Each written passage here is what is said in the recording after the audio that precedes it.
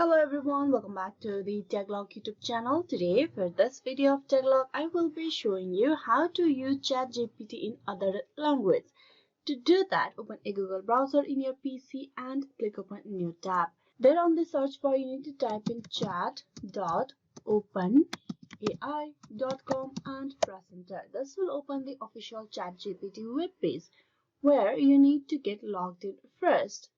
As you can see, I am already logged in into my account. So for me to use the ChatGPT in different language, what you need to do on this page over here is right click on the mouse and there you need to click on translate to English.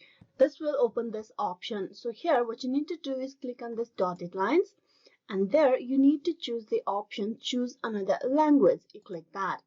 Now you click on the drop down menu and here you will have all the other language that you can use for your chat GPT. So from here I'm just gonna go and choose a random one, then click on translate.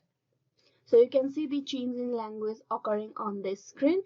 This is a way how you can choose a other language or use chat GPT in different language. Now if you type in, you can see the chat has been changed to a different language. This is a way how you can do it. Hope this video was useful for how you can use ChatGPT in another language. Please like and subscribe the Tagalog YouTube channel. Thank you.